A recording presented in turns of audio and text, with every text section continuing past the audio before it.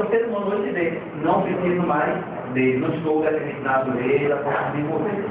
Tá aí a ideia da liberdade, no marco capital. Liberdade não é, você está livre agora para vender sua força de trabalho. Antes não, você estava preso à gleba, você estava preso à terra, você está livre. Né? Então a liberdade formal, mas é uma liberdade. Né? E aí você falou do Newton Duarte, e aí duas coisas que você falou, assim, o Newton Duarte vai dizer, até que me prove o contrário, continuo vivendo no sistema capitalista. Logo, essas questões aqui, elas ainda estão em evidência e em voga. Né? Esquecer disso é mistificar as coisas. E a outra coisa diz respeito à questão ontológica. Mais do que a epistemológica, o que a gente deve buscar é a ontológica. É a perspectiva ontológica que vai informar a perspectiva epistemológica, da teoria do conhecimento. Então é por isso que você tem a dialética. A dialética é esta lógica, né? Mas tem que estar dentro de uma ontologia. A ontologia é a formação do ser, né? No caso, é a formação do ser social, ou seja, como é que o ser se forma. Então a ontologia está preocupada no contexto do capital, como é que o ser social se forma em um dado contexto histórico. Então como é que nós nos formamos hoje? É muito distinto do que alguns anos atrás outras pessoas também se formavam, né? A gente pode pensar assim que na época do meu pai, ele podia dizer assim, eu quero ser professor, e ser professor. O cara podia dizer, eu quero ser advogado, e ser advogado. Eu quero ser engenheiro, e ser engenheiro. Hoje você não tem. Você pode até dizer, eu quero ser engenheiro, mas nada indica que você será. Né? Então, são outras questões que envolvem aí. Né? Então, do ponto de vista do método de produção do conhecimento, atenção que é de produção do conhecimento, as críticas à utilização exclusiva da lógica formal mostraram seus limites quando a proposta metodológica tem compromisso com a transformação da realidade. Isso está claro, né? Aí começa a entender por que hoje tem a hegemonia da forma formal de pensar. Por mais que a pessoa não se assuma, mas a lógica formal é uma lógica que não permite o movimento, não permite a mudança. Né? Então o Coping vai mostrar que é preciso ter clareza de que a ciência necessita, quer de regras rigorosas de dedução, quer de sistemas de categorias que sirvam de base à imaginação produtiva, à atividade criadora do pensamento no domínio dos novos objetos da realidade. Atenção que nós estamos falando aqui de produção do conhecimento, viu? Então a questão, a imaginação produtiva, a atividade criadora, diz respeito à produção do conhecimento. Né? Então a ciência precisa de categorias. É isso que a gente está procurando. Nós precisamos, aquela coisa de pensar por categorias. Né? Então a gente precisa das categorias. Assim, a metodologia da ciência não se esgota na lógica formal de investigação científica, cuja finalidade é mostrar as leis sincrônicas do conhecimento através da lógica simbólica. É preciso acrescentar-lhe outra lógica que permita abranger o objeto em todos os seus aspectos, todas as relações e mediações, em seu desenvolvimento, automovimento, incorporando a prática humana, quer como critério de verdade, quer como determinante prático da relação entre o objeto e aquilo que o homem necessita.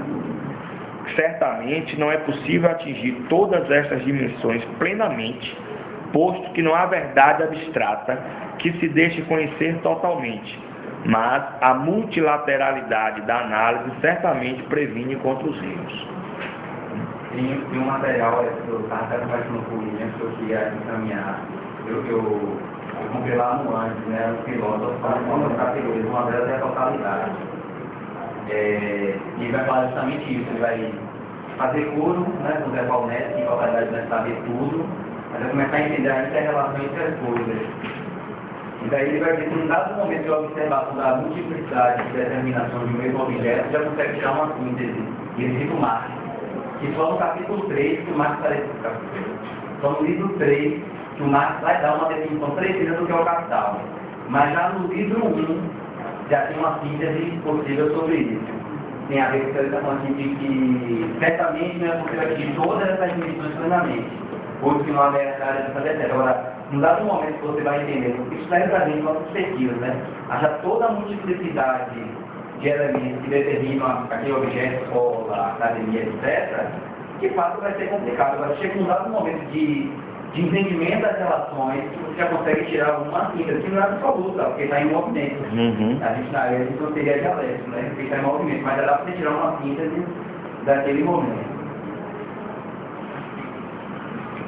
Então, o GT optou pela utilização de metodologias qualitativas que articulam a lógica formal e a lógica dialética, que representam os dois métodos básicos de análise do conhecimento científico, como determina o método da economia política. Tem gente que eu joguei essa crítica aqui na cara do Brasil, onde o trabalha até com um garoto. Para ser preciso, pessoal, não estou sendo não estou sendo precioso não, mas a gente quer falar do marxismo, não é economia política, é crítica da economia política. O método da crítica da galera que conversa da crítica da economia política. Método de quê? Da economia política. O meu subtítulo capital, né? Crítica. Porque aí é do método, né? Quer dizer, o método supõe a economia política. E o método, porque quem vai dizer isso até o José Paulo, ele até brinca com os teóricos frankfurtianos sobre a teoria crítica. Ele diz assim, ou a teoria é crítica ou ela não é teoria. Né? Então a perspectiva da economia política é uma perspectiva crítica no materialismo histórico dialético. Entendeu? Então, a afirmação de que é a crítica da economia política, porque sempre é a crítica que está nos livros. A Sagrada Família, a crítica da crítica crítica, né? A ideologia alemã, a crítica ao pensamento filosófico. Então, o termo crítica sempre acompanha as obras do Marx. Né? Então, é algo constitutivo do próprio método. A partir desses pressupostos teóricos e metodológicos, constituintes da área passaram a se desenvolver inúmeros trabalhos que, tomando as categorias fundamentais, foram contribuindo para o conhecimento do processo histórico de construção de outras categorias, de modo a melhor compreender e poder intervir na realidade injusta e excludente da sociedade capitalista. Em resumo, a área se constitui a partir de opções epistemológicas bem definidas, que tomam a produção do conhecimento como praxis transformadora, tendo no horizonte a superação do capitalismo através da construção não idealizada, mas historicamente possível, do socialismo. Com base nessas opções, buscou-se a construção de um corpo teórico que passou a contribuir significativamente para a constituição de uma teoria pedagógica que aponte para o socialismo a partir das condições concretas do caso brasileiro. Acho que para a gente é uma coisa importante, eu já venho dizendo isso algumas vezes, sobre o cuidado com as palavras, né? Observe que ela tem cuidado com as palavras, né? Ela tem esse cuidado de ela vai dizer assim, é a superação do capitalismo através da construção não idealizada, mas possível, né? Então ela tem cuidado com as palavras, precisa ter cuidado com as palavras.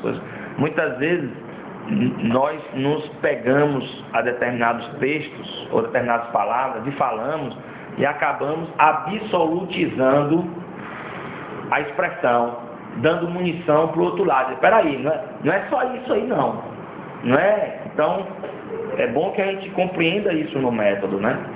A incorporação de termos, de palavras que dá essa noção de movimento da coisa.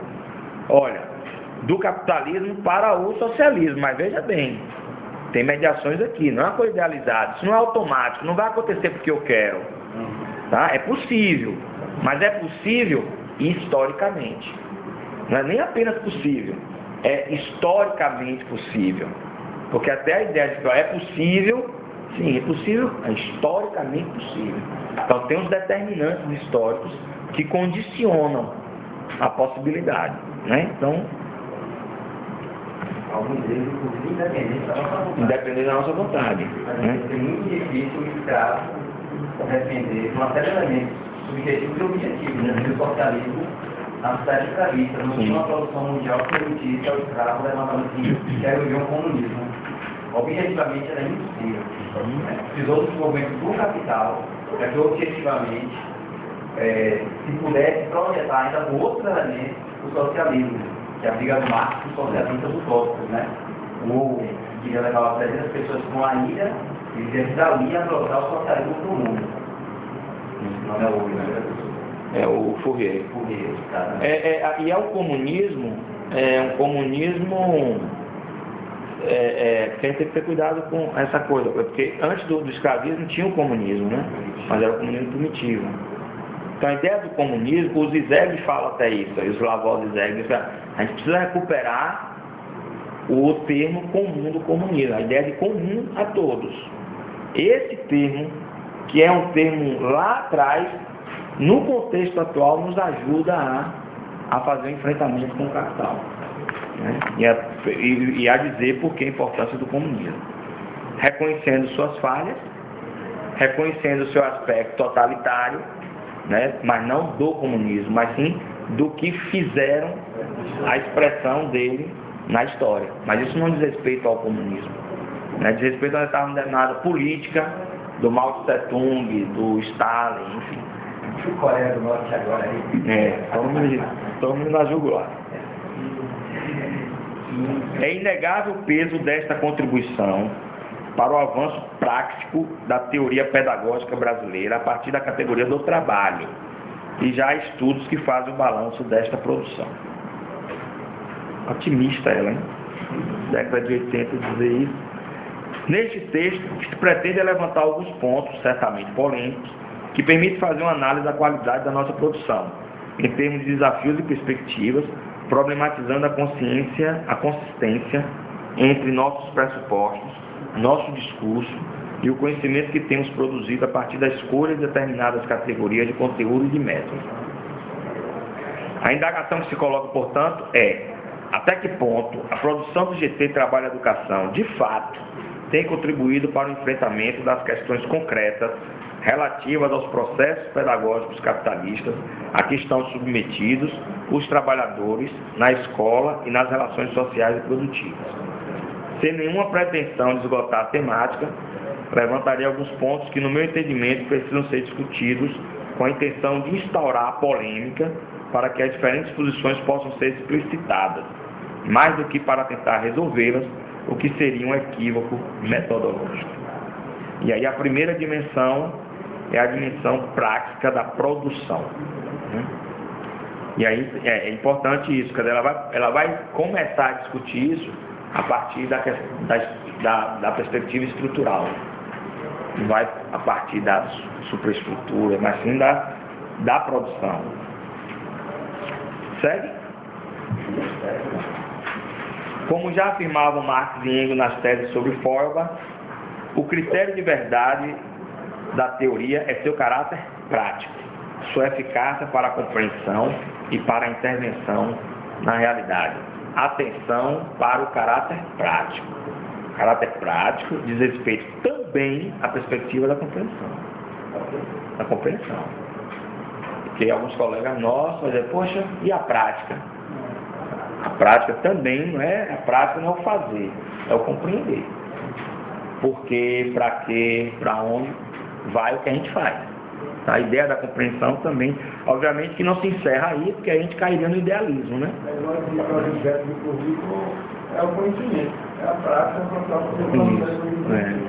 para porque quando a gente fala prática, pela experiência nossa mesmo do cotidiano, né? O que é prática é o fazer. Mas não é só o fazer, é o compreender. Agora é o compreender por que se faz de tal jeito, e não de outro. Porque uma coisa acontece de um jeito e não de outro. Aí tem o seu caráter prático. E também